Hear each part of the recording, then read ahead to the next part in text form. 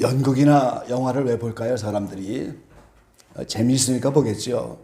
그 단순한 재미보다 마음을 울리는 감동이 거기에 있기 때문에 우리가 연속극도 보고 영화도 보고 연극도 보는 거죠. 그런데 그 모든 영화와 연극에는 주연 배우만 있는 게 아니에요. 주인공만 있는 게 아닙니다. 조연도 있어요. 조연도. 그래서 어떤 때는 조연이 더 이렇게 마음의 감동을 주기도 하는 거죠.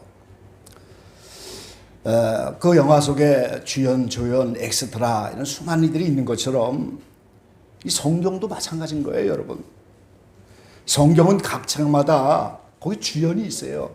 그리고 거기 조연이 있습니다.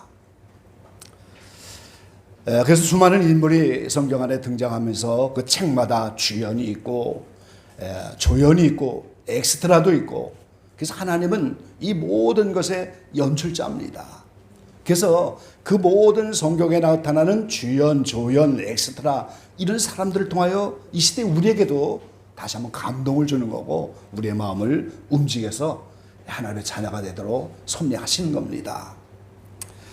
욥기의 주인공은 누굴까요? 두말할 것도 없이 욥이지요. 근데 그 욥기에는 욥만 나오는 것이 아니고 조연들이 나와요. 그 욥의 세 친구가 나오는데 4장 1절에는 대만 사람 엘리바스, 그리고 8장 1절에는 수아 사람 빌닷, 그리고 11장에는 나아마 사람 소발. 그 세 친구가 등장을 해갖고 그 세 친구가 세 번이나 여러 장에 걸쳐 말을 해요. 그리고 거기에 대해서 욥이 대답을 하는 내용입니다. 그리고 마지막 32장에 가서 엘리후가 나타나서 37장까지 또 이제 마지막 정리를 해주는 거지요. 그래서 오늘 이 주제는 욥의 당한 어려움. 이 가족이 자녀가 다 죽었잖아요, 지금. 재산도 다 날려버리고 종들도 다 이렇게 죽고 몸에는 악창이 일어나고, 이 동방의 의인인데 왜 고난을 당할 것인가, 이것을 주제로 하여 그 세 친구와 대화 속에서 인생을 향한 교훈과 우리에게 주는 감동의 말들을 주게 되는 거예요. 그래서 오늘 5장에 나타난 첫 번째 친구인 엘리바스의 이 말들을 교훈으로 받고 오늘 우리가 거기서 은혜를 나누려고 하는 겁니다.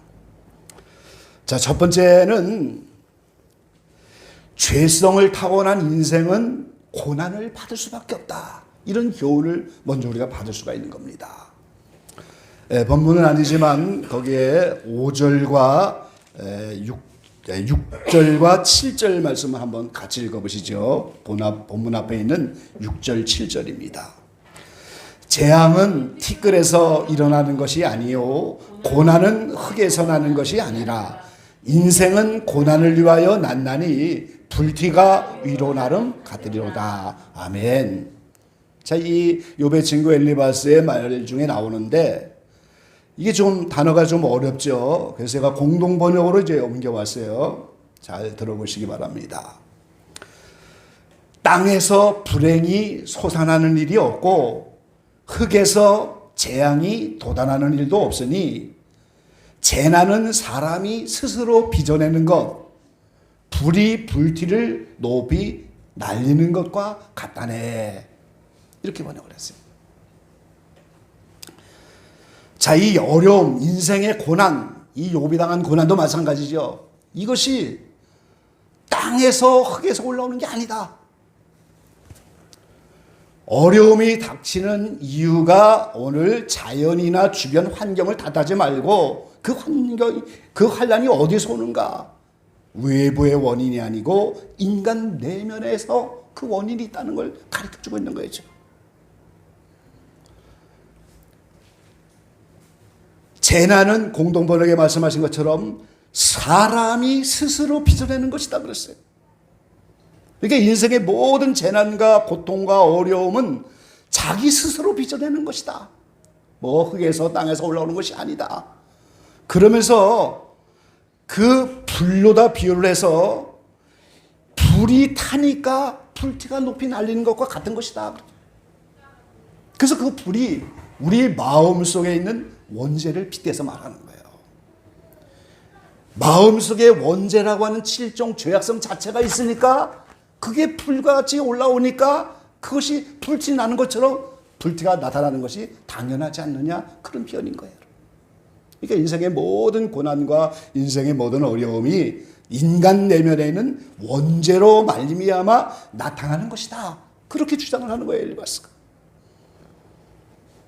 죄성을 갖고 있는 그 인생을 불이 타는 걸 빗대어서, 불이 있으니까, 불이 타니까 불티가 나타나고 그 불꽃이 일어나는 것이 마땅하고 위로 올라가는 것이 마땅하지 않겠느냐, 그렇게 말하고 있는 거예요. 그러니까 오늘 인간은 내면의 죄성으로 인해서 고난이 닥쳐오는 것이다, 이 엘리바스를 통해서 오늘 그렇게 가르쳐주고 있는 거죠. 그러므로 죄 문제를 해결하지 않고는 인생은 고난이 계속될 수밖에 없다는 거예요. 그래서 시편 기자는 시편 90편 10절에 그렇게 고백을 합니다.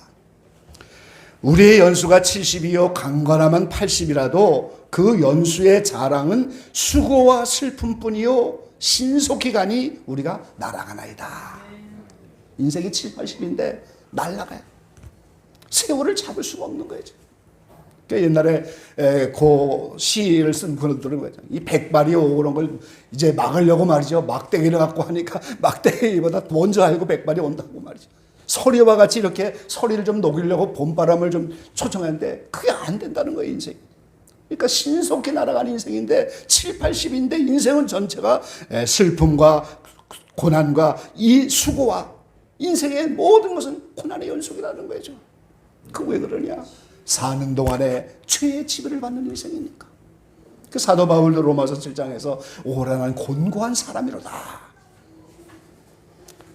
평상시엔 괜찮다가 기회만 되어지면 그 환경 속에서 죄가 튀어나오니까 죄의 싹은 사망이고 이제 영원히 죽을 수밖에 없는 인생이니까 고민스러워서 말이죠. 그 사도 바울은 그것 때문에 고민하다가 결국 모든 날을 마치고 죄에서 해방이 됐다고 로마서 8장에 선언을 하고 있잖아요. 그러니까 죄 문제를 해결하지 않고는 인생은 고난이 계속 된다는 거예요. 죽을 때까지.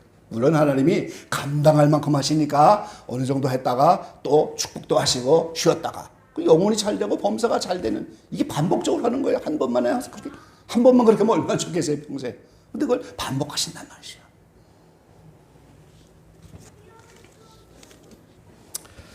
그러면서 이제 오늘 욥기서 5장 2절부터 말씀을 보면 죄 가운데 허덕이는 인생을 미련한 자라고 이렇게 표현하고 있어요. 자, 2절부터 오늘 2절부터 5절까지 한번 교독해 보시죠. 분노가 미련한 자를 죽이고 시기가 어리석은 자를 멸하느니라.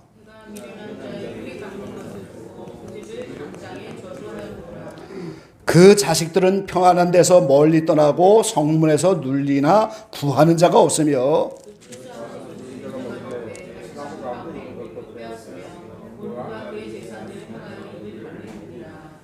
아멘. 이것도 너무 말이 좀 어렵죠, 욥기서가. 그래서 이것도 제가 공동 번역으로 한번 이렇게 가지고 왔는데요. 자, 이 분노가 미련한 자를 죽이고 시기가 어리석은 자를 멸하느니라, 2절을 이렇게 번역을 했어요. 어리석은 자는 투덜거리다가 망하고 철없는 자는 화를 내다가 죽는다네. 어리석은 자는 투덜거리다가 망하는 거예요. 그리고 철이 없는 자는 화를 내다가 죽는다네. 이렇게 2절에 표현했는데 이거를 지금 욥에게 하는 교훈이잖아요, 1차적으로. 그럼 욥이 투덜거리고 철없는 자처럼 화를 냈다는 그걸 지적하는 거예요, 지금. 그게 3장에 있는 욥의 말을 빙자해서 지금 거기다가 대답을 하는 거예요. 그럼 3장 전체에 지금 욥이 뭐 어떻게 하고 있느냐? 갑자기 인생 가운데 이렇게 어려움을 당하고 악창이 일어나고 자녀가 죽고 이제 우양이 다 죽고 이럴 때 오늘 3장 1절에 보니까 뭐라고 표현하셨어요? 그 후에 욥이 입을 열어 자기의 생애를 저주하니라 그랬어요. 이게 미련하다는 거예요, 지금. 자기 생애를 저주했다. 자, 3장 전체를 다 볼 수 없지만 11절에 또 이렇게 말씀하시잖아요. 어찌하여 내가 태에서 죽어나오지 아니하였던가? 어찌하여 내 어미가 나올 때 내가 숨지지 아니하였던가? 차라리 이렇게 고난을 당할 바에는 태에서 나오지 말고 어머니 뱃속에 나오면서 바로 죽었으면 좋았을 뻔했다. 이런 고백을 하는 거예요. 그 3장 마지막 25절은 또 이렇게 표현하죠. 나의 두려워하는 그것이 내게 임하고 나의 무서워하는 것이 내 몸에 미쳤구나. 평강도 없고 안원도 없고 안식도 없고 고난만 임하였구나. 그래서 이 3장 전체에 나오는 그 욥의 말에 대해서 네가 분노를 일으키고 있는데 그게 미련한 것이다. 이렇게 말씀하고 있는 거예요. 그래서 어리석은 자는 두털거리다가 망하고 철없는 자는 화를 내다가 죽는다네. 나도 어리석은 자가 뿌리를 뻗어나가는 것을 보기는 했네만 그의 집은 삽시간에 망하고 말았네. 그의 아들들이 도움받을 곳이 없어 성문에서 몰매를 맞아도 살려줄 사람조차 없었네. 그들이 거둔 것은 굶주린 자가 먹어치우고 하나님께서 그들의 이빨에서 빼앗아 내시니 목마른 자들이 그의 재산을 삼켜버렸네. 이 모든 원인들이 지금 네가 어리석기 때문에 투덜거리는 것이다. 자, 여러분 욥기서 1장 1절에 보면은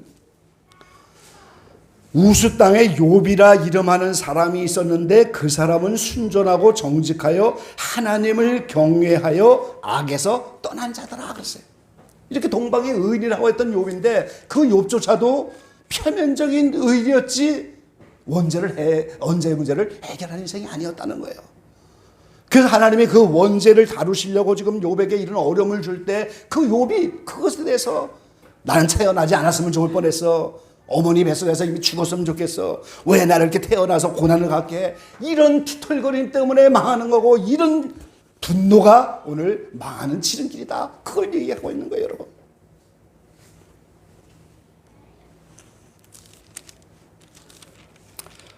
오늘 어리석은 인생은 누굽니까? 그 수많은 고난 가운데서 그걸 원망 불평하면서 남의 누군가의 환경에 탓으로 돌리면서 오늘 이 문제를 해결하려고 애쓰지 않는 그런 인생이 어리석은 인생인 거예요. 그럼 지혜로운 사람은 누굽니까? 이 죄악의 원죄 문제를 어떻게 해결할까? 그 해결책을 따라 사는 인생, 그게 가장 지혜로운 인생이에요. 여기서 우리는 이 교훈 속에서 그 두 가지를 보는 거예요. 인생은 죄 때문에 허덕이고 죽을 때까지라도 수고와 슬픔 가운데 있는 인생인데 어떻게 내가 이 사는 동안에 이 문제를 해결할 것인가? 거기에 도전하고 거기를 주목하고 그 해결책을 따라서 오늘 말씀을 대하면서 그거를 따라 살아가는 인생이 지혜로운 인생이고 그렇지 않으면 다 어리석은 인생이고 미련한 인생이다 그 말이에요. 그래서 그렇게 투덜거리고 이렇게 미련한 인생의 자녀들까지 다 이렇게 돌보지 못하고 어려움을 당하는 것이다. 이렇게 오늘 엘리바스는 선포하고 있는 거예요 지금. 여러분 모두가 지혜로운 사람 되시기를 간절히 축원합니다. 신속해가는 인생인데 여기다가 초점을 맞추고 사는 인생이 돼야 돼요. 예수 믿어뒀다가 죽은 다음에 그냥 막연하게 따나운 당상처럼 천국 가는 그런 천국이 아닌 거예요 지금. 그 하나님의 나라는 먼저 내 속에서 심령 안에서 지금 이루어져야 되는 거예요. 내 마음 안에서 하나님의 영원한 생명을 현재적으로 공급받아야 되는 것이고 그 사랑이 완성되어야 되는 것이고 하나님 나라의 자녀의 자격을 현재적으로 갖춰가는 거예요 지금. 그게 오늘 지혜로운 삶의 목표가 되어야 되는 거죠. 두 번째 엘리바스의 교훈은 고난 가운데서 회개하여야 한다는 거예요 지금. 자, 오늘 5장 8절에 이렇게 고백을 했어요. 나 같으면 하나님께 구하고 내 일을 하나님께 의탁하리라 그랬어요. 이것도 제가 공동번역으로 봤는데요.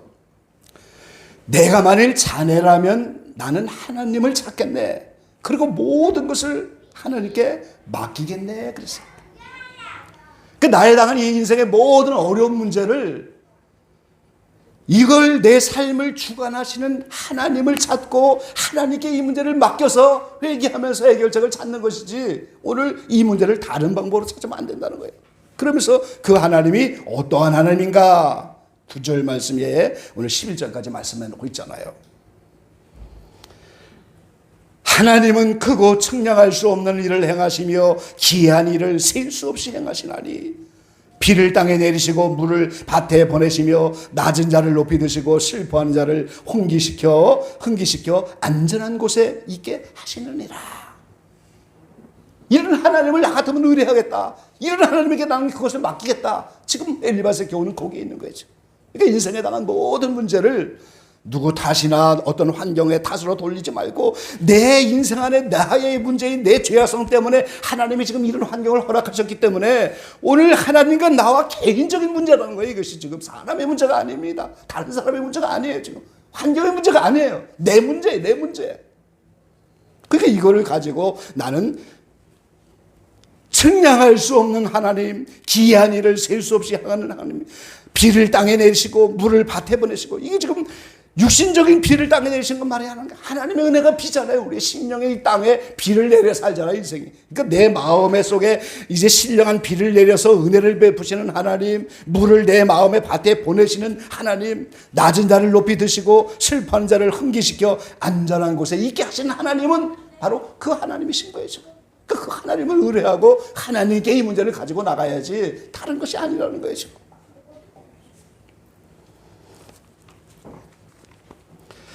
사무엘상 2장 6절부터 9절 말씀해 보니까, 한나가 하나님 앞에 서원하여 드디어 이제 사무엘이라는 위대한 아들을 얻게 됐을 때 거기에 이제 노래를 불렀는데, 거기 6절부터 이렇게 표현하셨어요. 사무엘상 2장 6절에 보니까 여호와는 죽이기도 하시고 살리기도 하시며 음부에 내리기도 하시고 올리기도 하시는도다. 여호와는 가난하게도 하시고 부하게도 하시고 낮추기도 하시고 높이기도 하시는도다. 가난한 자를 진토에서 일으키시며 빈비반 자를 거름더미에서 드사 귀족들과 함께 앉게 하시며 영광의 위를 차지하게 하시는도다. 땅의 기둥들은 여호와의 것이라 여호와께서 세계를 그 위에 세우셨도다. 우리 인생의 생명의 주관자가 하나님이시라는 거예요. 그분이 나를 살리기도 하고 나를 죽이기도 하고 나를 가난하게도 하시고 부하게도 하시고 낮추기도 하고 높이기도 하시는 거 전부 그분의 손에 달려있다고. 한나라 화녀의 위대한 여인이죠. 이런 신앙 고백을 합니다. 가난한 자를 진토에서 일으키시고 빈비반 자를 거름더미에서 드셔서 귀족들과 함께 높은 자리에 앉히는 것도 여전히 하나님이 하시는 거라고. 그게 인생의 모든 나의 삶을 하나님이 주관하신다는 거지요. 고린도후서 2장에는 고린도후서 1장에 사도 바울이 아시아에서 당한 환난이 얼마나 어려운지 마음으로 사형 선고를 받은 그런 것처럼 어려웠는데, 그때 오늘 하나님이 이런 가운데서 은혜를 베푸셔서 그 얼마나 고생이 심했는지 마음의 살 소망이 끊어지고 마음의 사형 선고를 받았는데, 그 환경 속에서 깨닫고 보니까 자기를 의뢰하지 말고 하나님을 의뢰하려고 하시는 거구나. 그래서 그 환경에서 하나님이 이제 다시 위로하시고 환경에서 건져주시니까 자기와 같은 고난당하는 많은 영혼을 위로할 수 있게 되었고, 그걸 경험하고 나니까, 그리고 남은 생에도 평생 죽은 자를 살리시는 하나님만 의뢰하는 인생이 됐다고 그렇게 고백을 하고 있잖아요, 지금. 그러니까 오늘 저와 여러분은 모든 환경 속에서 하나님께 먼저 나가야 되는 거예요.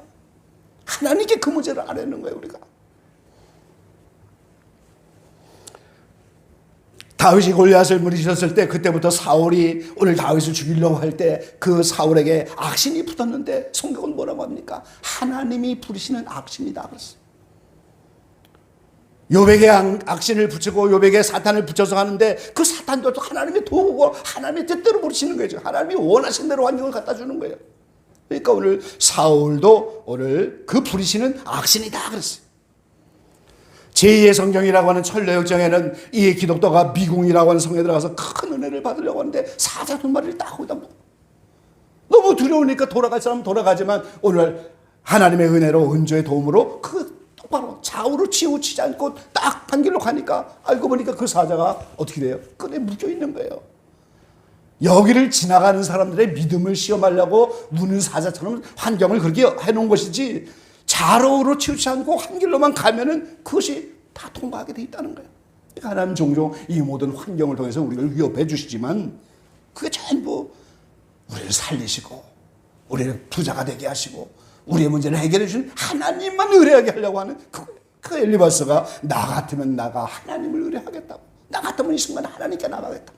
그러니까 오늘 인생에 당한 모든 문제에서 저와 여러분은 먼저 회개하면서 이 문제를 주관하시는 하나님께 모든 걸 의뢰하고 그분께 모든 걸 맡겨드리는 그런 삶으로 나가야 돼요. 그게 진정한 믿음이 되는 거예요, 여러분. 마지막 세 번째 교훈은 이 엘리바스가 하나님이 징계하시는 징계 교훈의 의미를 우리에게 알려주고 있어요. 자, 5장 17절입니다. 17절 본문을 지나서 17절 19절까지 한번 같이 읽어보시죠.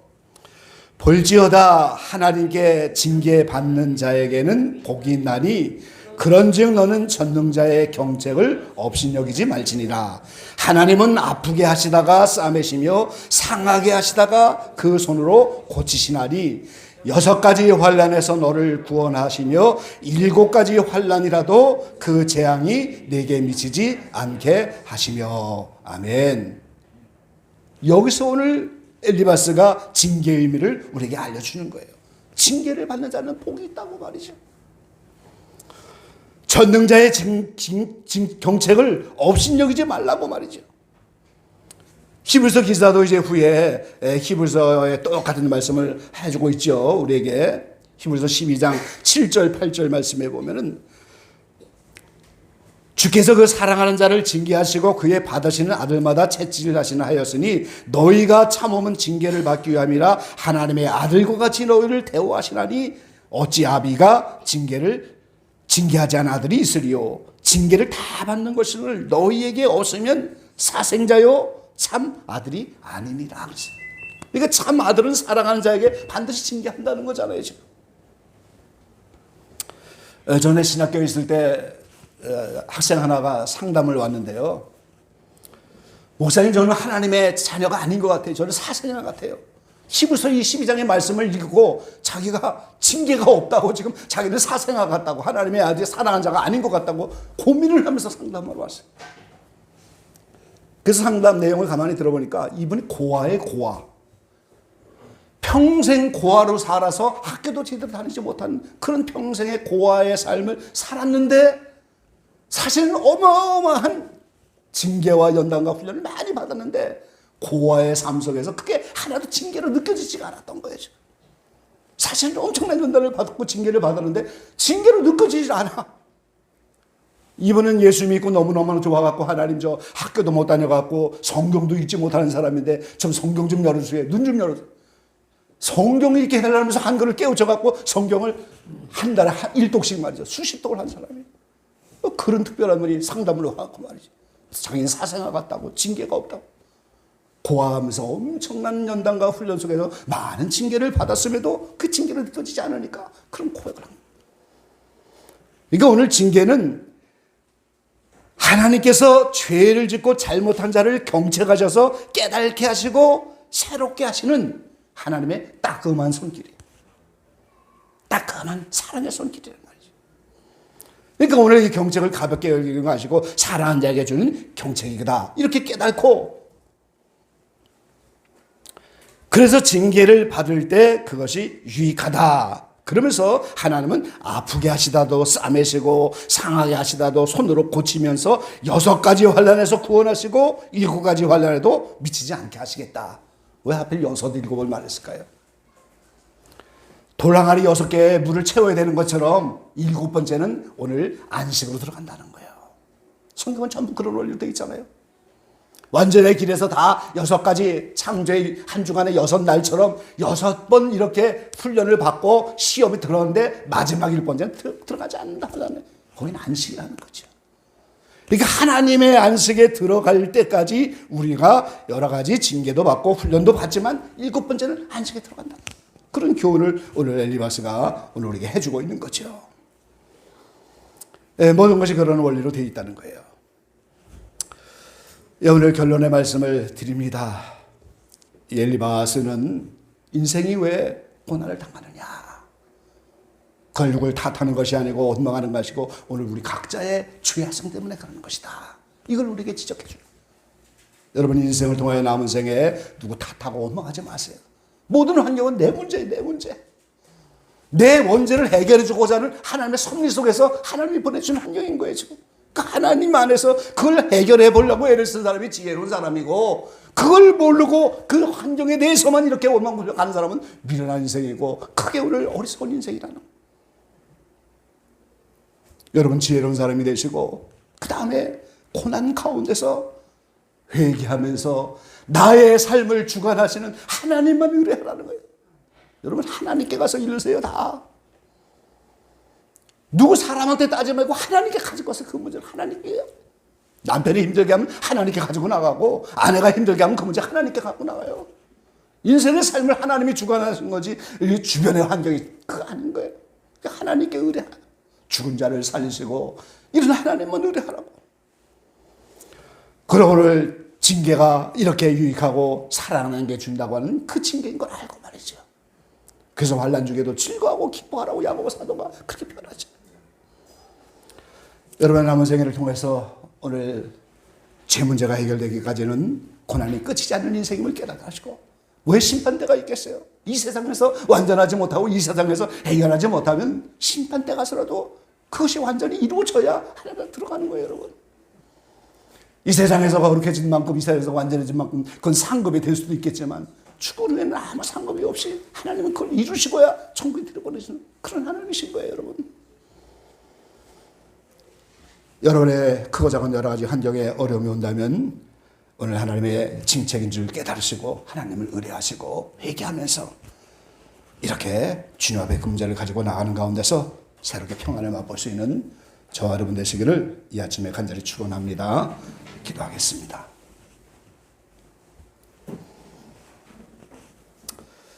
사랑하신 아버지 하나님, 욥기서의 주인공은 욥이지만 그 세 친구가 조연으로 나와서 우리에게 여러 가지 교훈들을 해주고 마음에 감동을 줍니다. 오늘 엘리바스의 말을 통하여 우리가 교훈을 받고 함께 은혜를 나눴습니다. 욥과 같은 동방의 의인이 왜 고난을 당하는 것인가?